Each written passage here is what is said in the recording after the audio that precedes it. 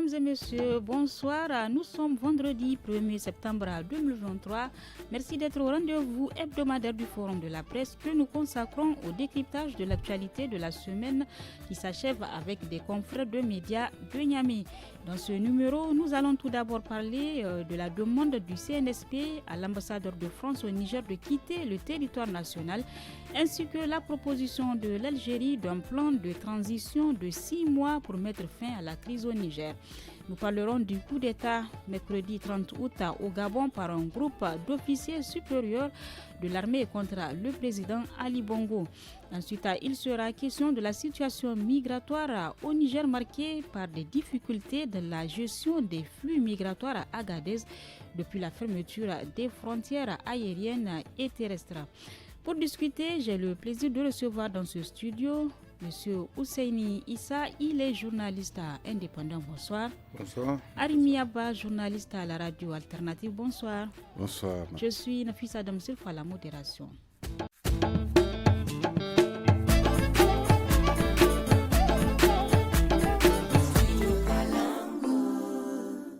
Dans une lettre en date du 25 août 2023, le ministère des Affaires étrangères a ordonné le départ de l'ambassadeur de France à Niamey, Sylvain Ité, sous 48 heures. Le refus de l'ambassadeur de répondre à une invitation pour un entretien et d'autres actions du gouvernement français sont jugées autant pour moi contraires aux intérêts du Niger et ont conduit à cette décision. Alors, je commence par vous, Monsieur Ousseini Issa, vous êtes journaliste indépendant. Quelle est votre analyse de la situation? L'analyse qu'on peut faire de la situation, c'est une analyse un peu globale en lien avec la position qu'a eue la France. Quelle est cette position? Une position de rejet systématique sans chercher à comprendre. Une position qu'on ne peut pas admettre de la part d'un pays tiers. C'est une situation qui se déroule au Niger. Dès qu'il y a eu le coup d'État, on a vu le président Macron s'empresser pour convoquer un conseil de défense, comme si le Niger était une colonie de la France, ce qui n'est pas le cas. Ensuite, il a édicté, comme avait dit au chef d'État de la CEDEAO, les mesures qu'il devait prendre vis-à-vis du Niger. Qui ont d'ailleurs été prises, des sanctions qui ont été déjà prises, y compris avec une menace d'intervention militaire dans notre pays pour restaurer. On ne comprend pas cette agitation. Ce n'est pas possible. Le Niger est un pays souverain depuis 1960. Si pendant toutes ces années, on ne sait pas, ce n'est pas à la France de décider ce qui est bien pour le Niger, ce qui est bien pour le peuple nigérien et ce qui n'est pas bien pour eux. Nous sommes quand même assez matures pour comprendre comment les choses se passent dans le monde aujourd'hui.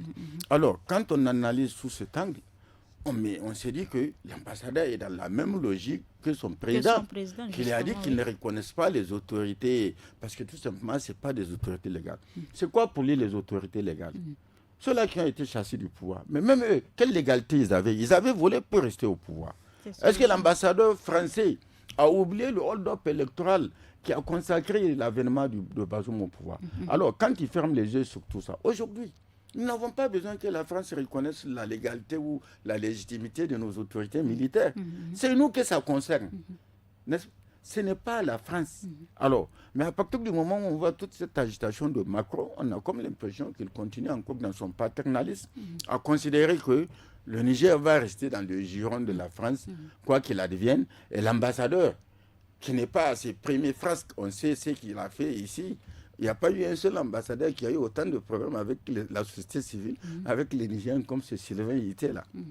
Alors, on comprend bien évidemment sa posture de vouloir ne pas répondre à une convocation de l'ambassade, du ministre des Affaires étrangères nigérien, parce que pour lui, ce n'est pas le ministre légal, parce que l'autre, le fuyard, est dehors. C'est ce qu'ils ont dit, que les putschistes n'ont pas autorité oui, autorité, c'est qui gère le pays aujourd'hui. Ce n'est pas ceux qu'ils qualifient de putschistes, ce n'est pas eux.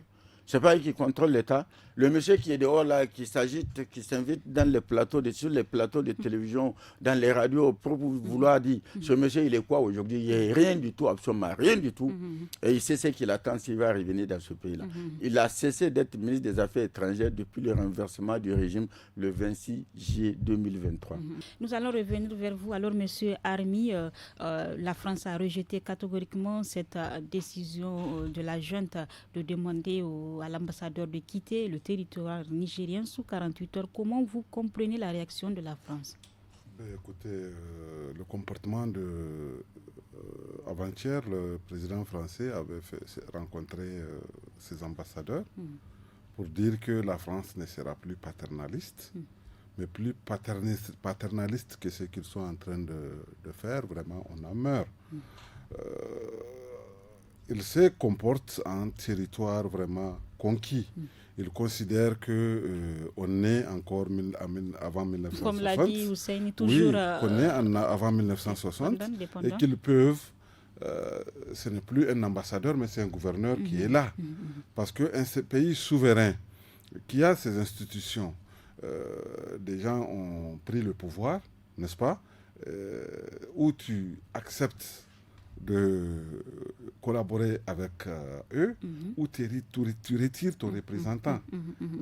Il n'y a pas de dédain plus grave que de dire que tu ne les reconnais pas, que ton ambassadeur va rester sur le territoire nigérien, mais qu'il ne rendra pas compte, il ne répondra pas aux invitations, à la sollicitation. Ce n'est pas donc réaliste. Ce n'est pas réaliste, non, c'est moqueur. Ce n'est vraiment pas diplomatique. Or, celui qui est là, normalement, c'est un diplomate et qui doit respecter les règles de l'art. Parce que il n'y a aucun texte, aucune considération qui dit que c'est à la France de reconnaître les dirigeants nigériens.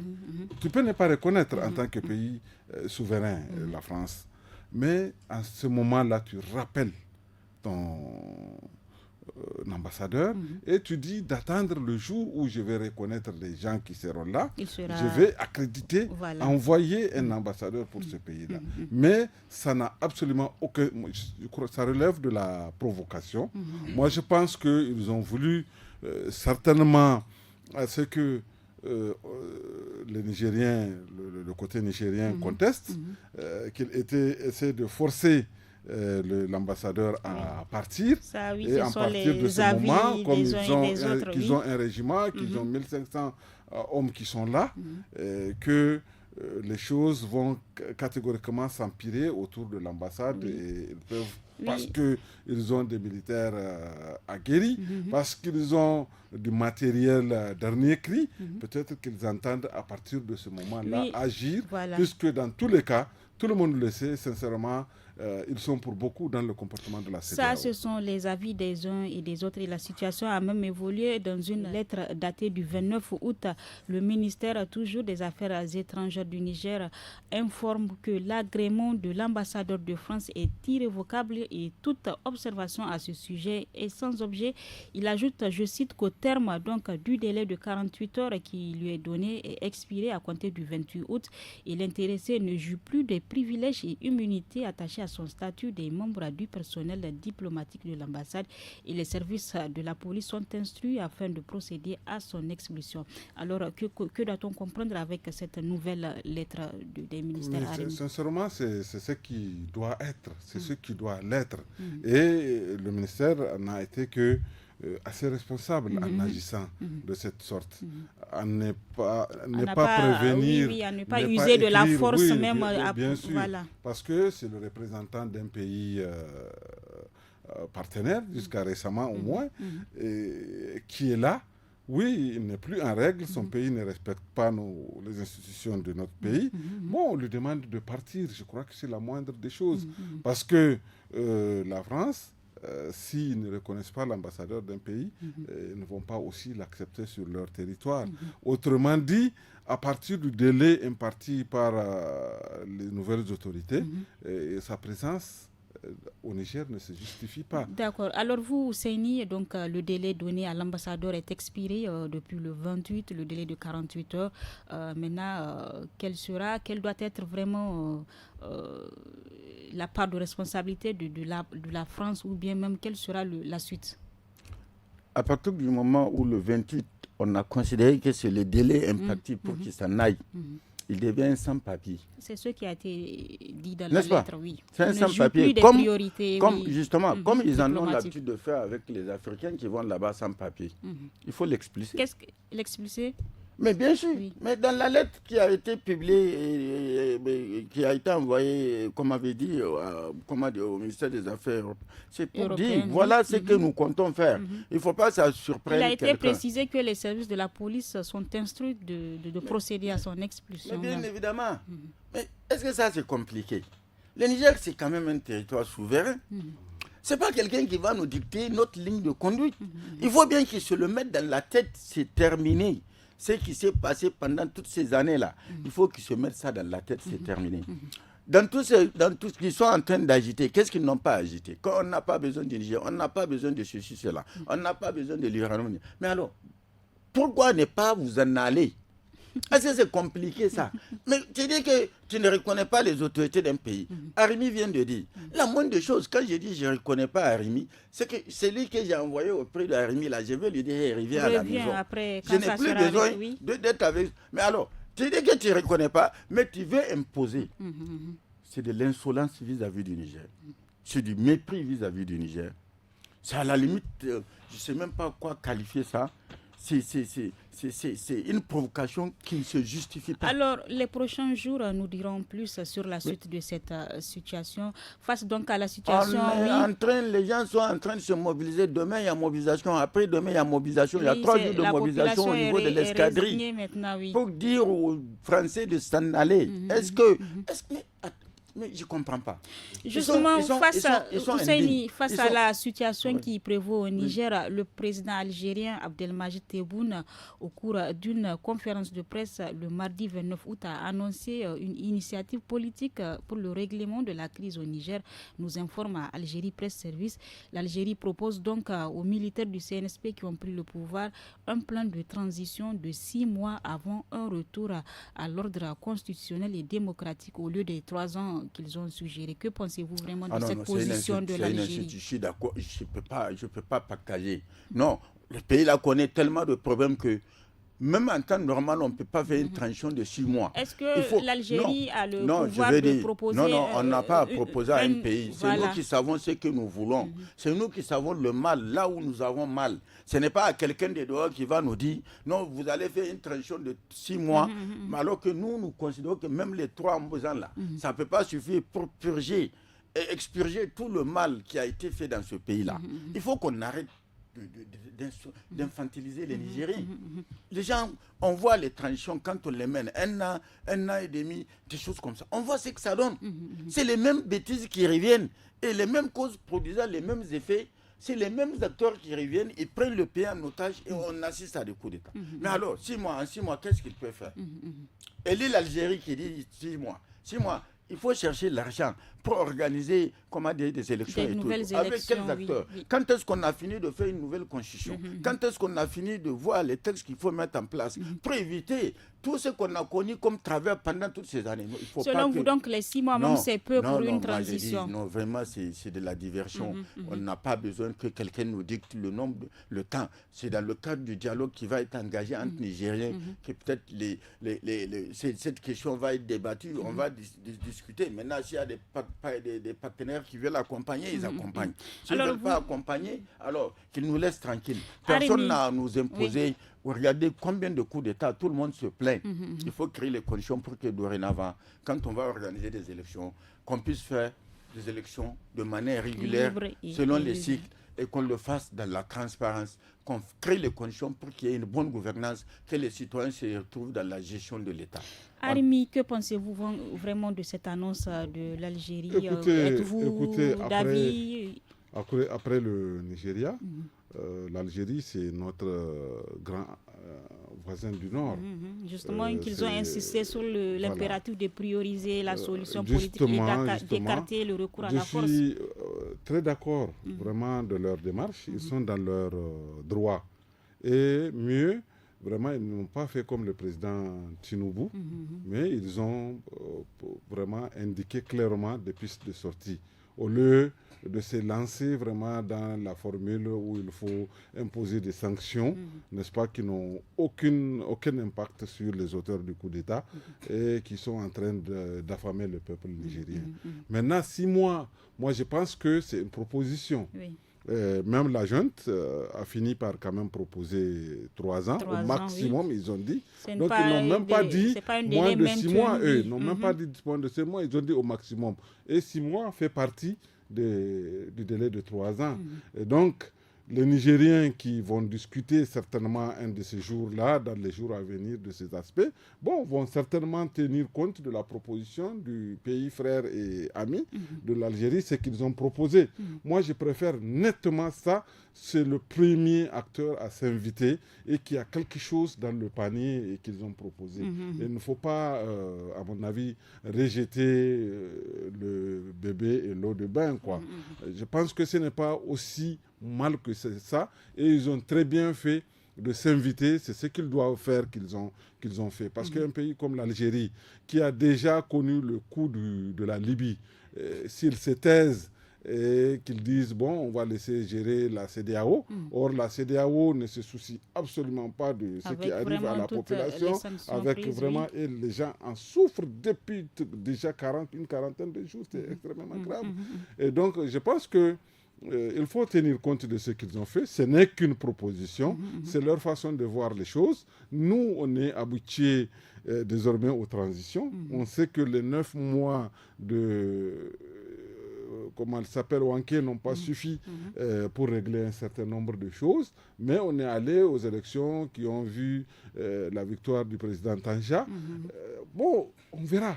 Ce n'est pas mal, à mon avis. Il faut accepter parfois le point de vue. Pour clôturer ce sujet, ce n'est qu'une proposition, comme l'a dit Arimi Hussein. Alors, vraiment, que doit-on attendre pour sortir vraiment de cette crise même Quelles sont vos propositions? Quelle proposition? Est-ce que ces gens-là nous ont demandé notre avis?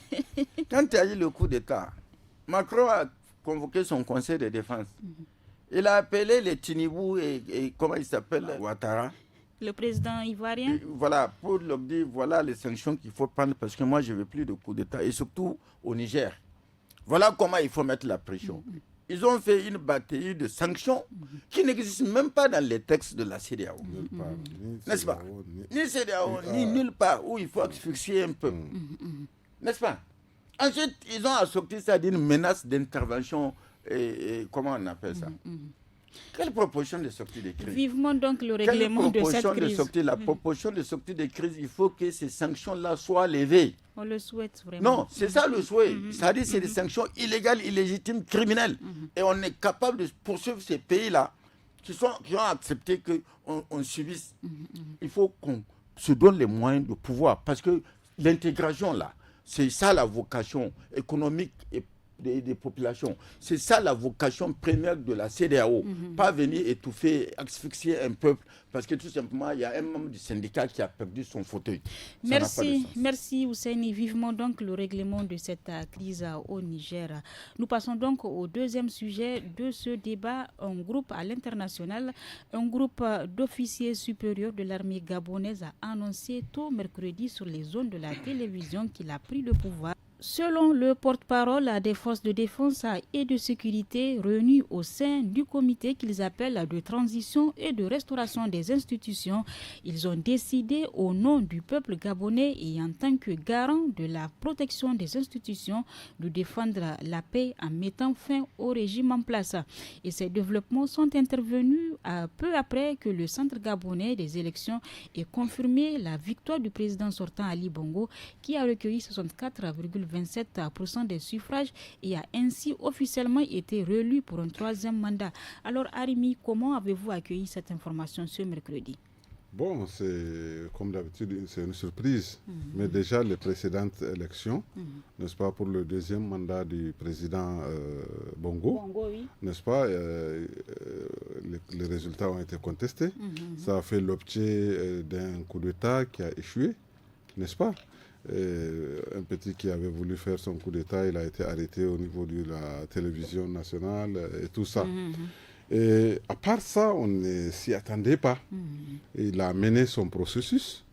il sait certainement qu'il triche avec les résultats des élections.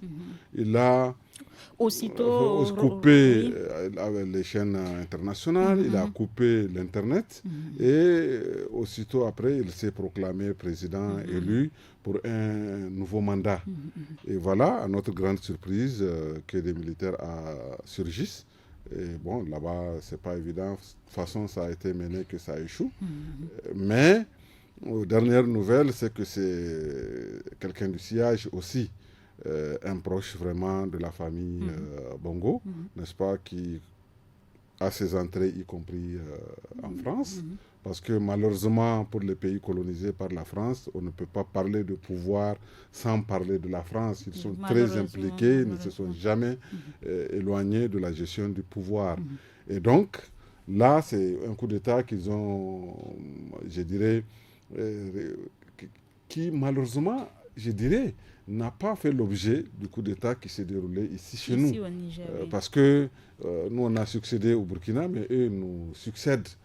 L'actualité n'en s'en occupe pas. Il n'y a personne qui a encore même levé le petit doigt. Tout le monde condamne. C'est des condamnations de pouvoir, mais pas de sanctions outre mesure. Voilà. Alors que, bon, ces pays, quand même, la population est assez nantie, qu'ils s'en sortent quand même mieux que nous. Mais est-ce que les réalités n'étaient pas presque les mêmes?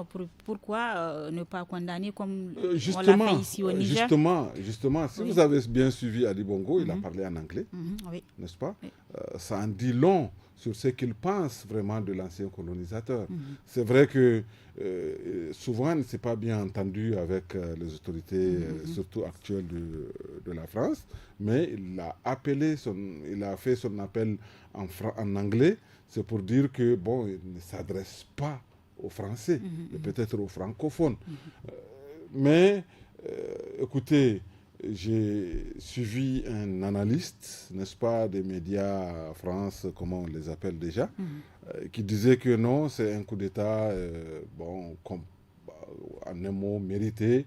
Et il l'a comparé au coup d'État contre le président Tanja en 2009. Et il disait que bon, ça ne peut pas ne pas arriver, que c'est pratiquement une bonne chose, quoi. Voilà, voyez-vous.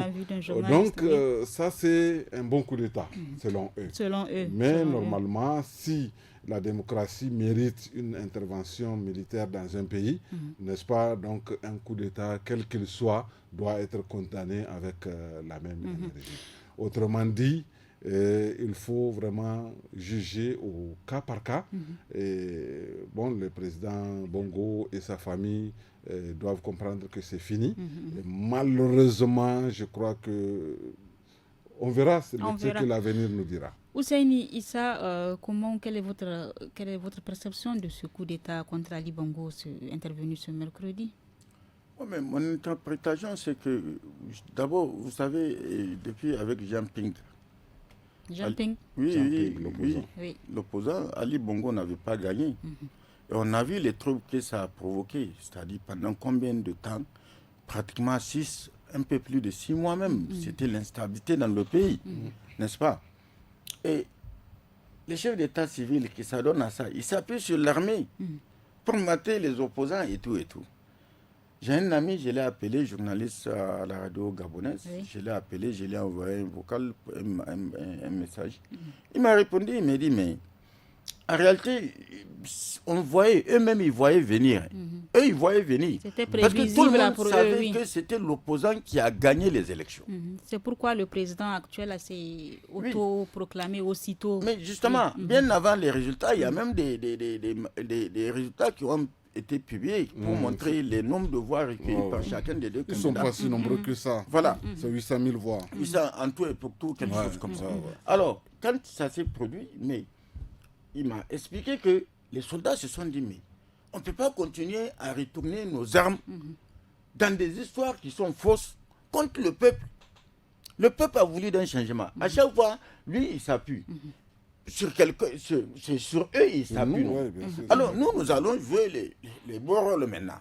On va le débarquer, on va organiser une transition, on va créer les conditions pour qu'il y ait des élections transparentes, mais on ne peut pas continuer, surtout vu son état de santé. Pourquoi on va continuer à permettre à quelqu'un qui est déjà malade, à continuer à gérer un pays. Parce que c'est plus lui qui gère le pays en vérité.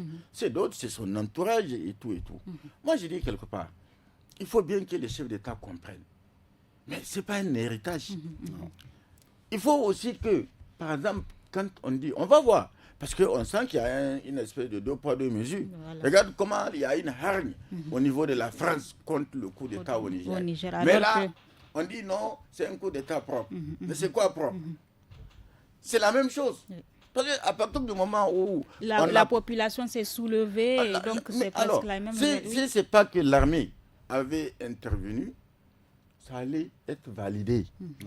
Et c'est comme ça, les populations vont aller pour 5 ans encore avec un président qu'ils n'ont pas voté. Ils ont dit, et c'est pour ça les gens, souvent les Gabonais, vous avez vu dans les rues, les gens sont en train de fêter jusqu'à aujourd'hui. C'est la fête en permanence. Parce que les gens sont fatigués. Tu viens au pouvoir, tu es civil. Et tu te maintiens au pouvoir par la force. Parce que quand je dis par la force, quand tu utilises la force publique, les jours où tu n'as pas la force publique, c'est fini pour toi. Alors, c'est ce que les gens ne comprennent pas. Et alors, quand les gens critiquent souvent l'armée, non, l'armée n'a pas un... Mais c'est les institutions, les institutions qui devaient jouer leur rôle, jouer ce rôle-là, on n'aurait pas besoin, comme on avait dit, d'une présence de l'armée sur la scène. Parce que quand la justice est juste, quand les institutions comme la Cour constitutionnelle, comme la CENI sont justes, alors... est-ce que l'armée va intervenir? Parce que la démocratie suppose une chose. C'est que quelqu'un a géré, il faut qu'il soit sanctionné. S'il a fait du bon travail, on va le reconduire. S'il ne fait pas du bon travail, on crée les conditions de l'alternance. Voilà. Mais est-ce que c'est ça qui prévaut dans nos pays? Non. Je suis au pouvoir, j'ai l'armée, j'ai la police, je vais mater, je vole et je fais mater les populations qui veulent protester. En tout cas, il faut que ça s'arrête. Et la CEDEAO là, si la CEDEAO ne revient pas sur comment elle est en train de gérer les crises politiques, la CEDEAO va disparaître. En tout cas, ces officiers même ont également annoncé l'annulation vraiment de ces élections générales. Les résultats sont troqués selon eux. Ils sont déclarés nuls et non avenus. Ils ont fermé les frontières terrestres et aériennes. Donc, ils ont dissolu aussi toutes les institutions de la République là-bas au Gabon. Donc, la suite nous en dira plus, Arimi. Oui, beaucoup pensent aussi que comme c'est un pays qui n'a pas connu d'autres problèmes, c'est-à-dire que ce n'est pas comme les pays du Sahel, où la crise ou les coups d'État sont justifiés aussi par la situation sanitaire, par la sécuritaire, mais aussi, bon, il y a d'autres problèmes que nous, on connaît que peut-être eux ne connaissent pas. Chez eux, les auteurs de la corruption et tout, bon, c'est autour d'une famille, c'est connu. Les gens pensent qu'ils n'ont pas besoin d'une longue transition et qu'ils peuvent réorganiser rapidement de nouvelles élections et que le vainqueur vienne au pouvoir. Il y en a même qui proposent qu'il y ait plutôt, comment on dit, le récomptage de voix, comme ce qui s'est passé en Côte d'Ivoire, et comme ça, celui qui a gagné vient prendre le pouvoir. Mais toujours est-il que leur situation est moins compliquée que la nôtre, et peut-être qu'ils vont connaître une très courte transition. Voilà. Alors, Hussein, peut-être un mot pour clôturer ce chapitre des coups d'État. Le chapitre des coups d'État, moi, je dis que la France doit tirer une leçon. Le petit Macron qui s'agite là. Parce qu'il veut régenter nos chefs d'État, ou du moins c'est ceux-là qui veulent rester sous le giron de la France, qui se disent que c'est fini ces histoires-là. Aujourd'hui, toutes ces luttes qui sont en train d'être menées, c'est des luttes qui sont menées par des gens qui n'ont pas connu ces périodes, même à la Première République. C'est des jeunes qui ne connaissent pas tout ça et qui s'en foutent éperdument que quelqu'un vienne. Parce qu'ils sont dans des conditions, malgré les ressources et tout dont les pays disposent, ils veulent voir changer les choses. Merci bien. Nous allons donc marquer une petite pause avant de poursuivre.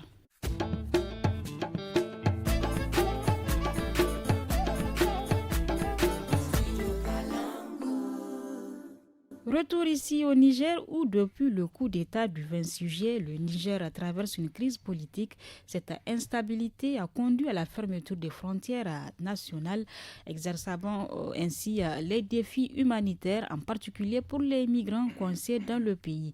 L'Organisation internationale pour la migration OIM est confrontée à un grand nombre de difficultés dans la gestion des flux migratoires à Agadez. Les raisons tiennent à la fermeture des frontières terrestres et aériennes, ce qui a amené la suspension temporaire du programme de retour volontaire des migrants. Je vous propose d'écouter Joseph Quick, chef adjoint au sous-bureau OIM Agadez. Il est interrogé par notre correspondant Dissé Karim. Les migrants sous notre assistance dans nos centres ne peuvent pas bénéficier d'un retour volontaire dans leur pays d'origine. Au Niger, au total, on se retrouve avec presque 4800 migrants qui attendent le retour volontaire. Il y a un nombre d'autour de 2000 migrants qui ont été programmés pour partir dans les prochains mois. Toute cette planification est actuellement temporairement suspendue. Des transferts entre les différents centres de transit sont aussi suspendus parce que l'ensemble des centres, ils ont à capacité pleine ou même surcapacité. À titre d'exemple, dans la région d'Agadez, nous nous retrouvons avec une surcapacité actuellement de 126%, donc un quart au-delà de la capacité optimale. Et ça nous permet justement pas de décongestionner le nombre de migrants là-bas. Ceux qui ont aussi de soutien médical, psychosocial ou toute autre assistance spécifique. Nous espérons que les frontières s'ouvrent, un couloir humanitaire pourra aussi s'ouvrir au bénéfice des migrants qui sont bloqués. Vous venez donc d'écouter Joseph Quick, chef adjoint au sous-bureau OIM d'Agadez, sur les difficultés qu'il rencontre ces derniers temps.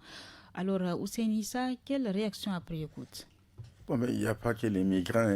Il faut dire tout le monde souffre de cette situation-là. C'est en général, oui. Parce que les migrants, d'accord, il faut s'en occuper. C'est un autre cas, oui.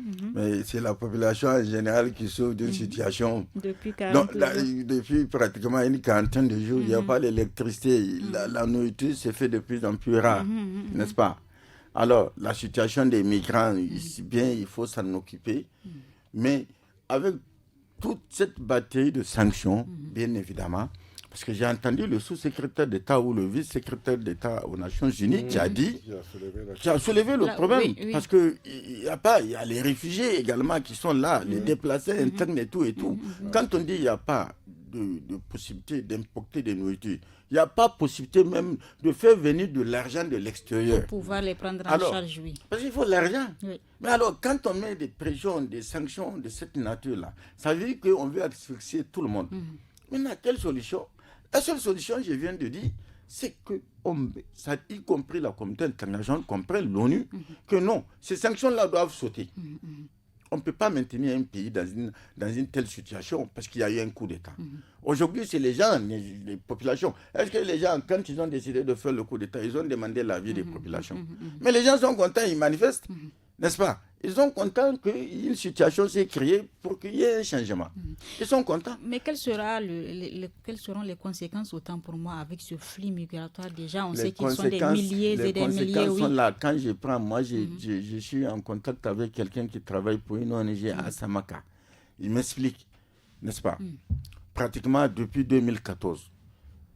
Et comment vais-je dire, l'Algérie, tous ceux qui prennent sur leur territoire là, que ce soit des Nigériens, depuis que l'ancien président, le président de Chib Bazoum, il était ministre de l'Intérieur à l'époque, il allait signer pour le rapatriement, le refoulement des Nigériens qui vont faire, comment on appelle ça, qui vont prétendument pour mendier.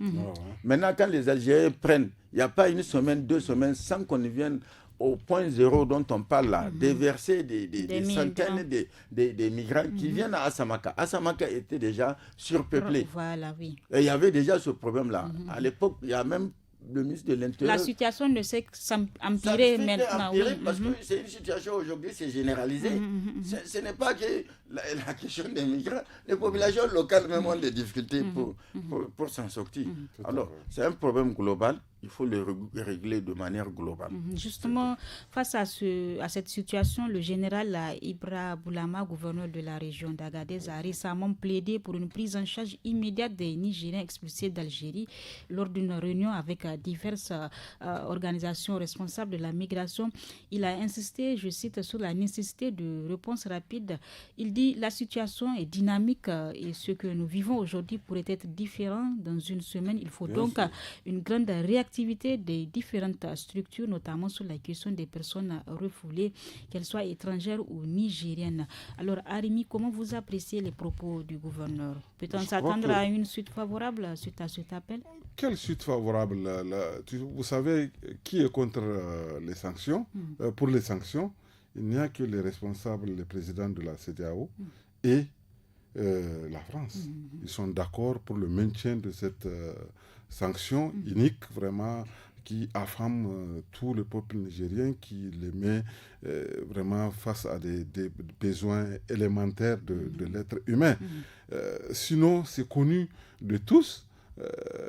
À la frontière avec le Bénin, on parle de 25 km de camions, n'est-ce pas, qui attendent, qui sont bloqués et qui ne peuvent pas franchir la frontière.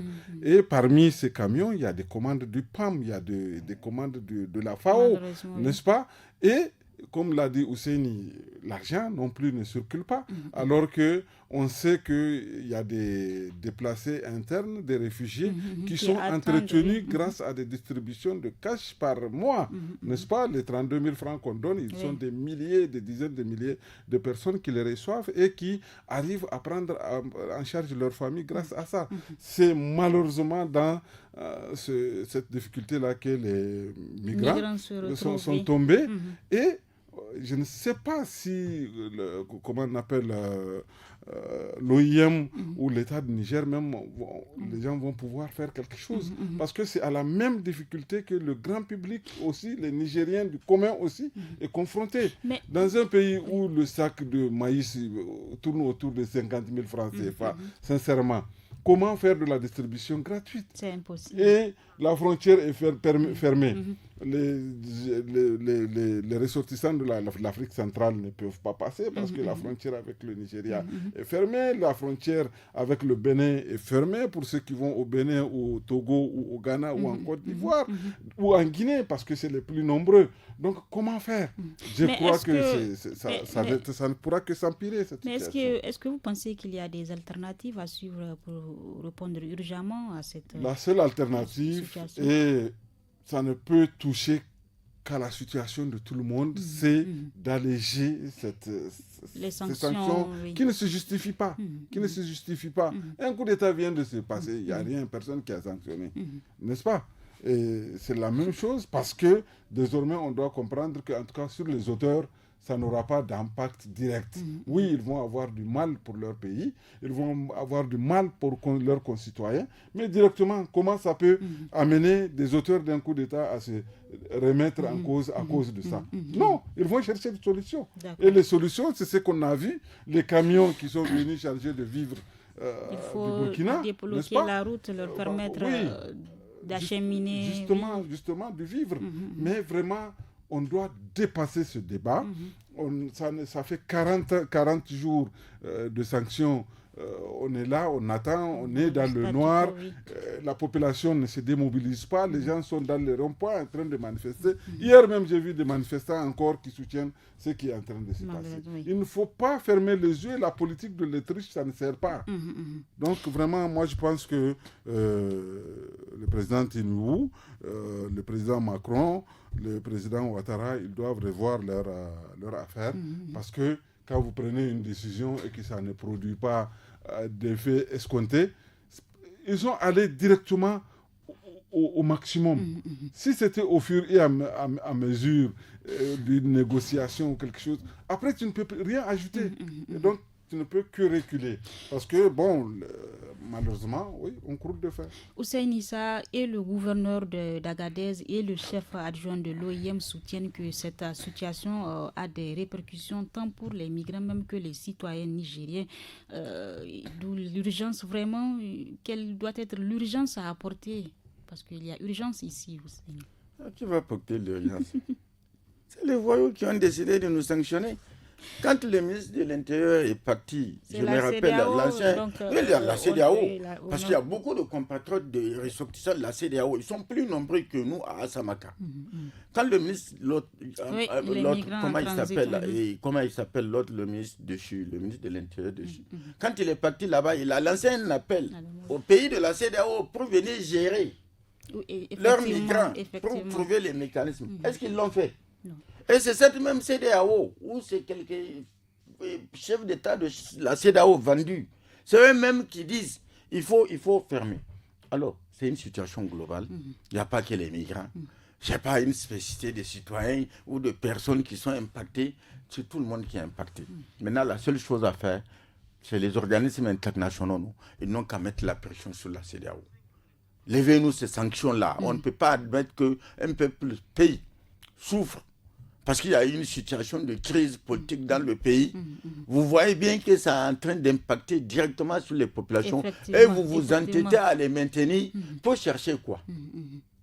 Quand les gens vont mourir là, même si vous arrivez à remettre Bazoum au pouvoir là, il va diriger qui? Surtout qu'on sait que depuis un certain temps, avec ce flux migratoire, d'aucuns disent que l'insécurité est grandissante même dans la région. Mais depuis longtemps, non, mais bien évidemment, ça c'est une vieille... Ça c'est aussi simple que ça. Les gens, ils sont là.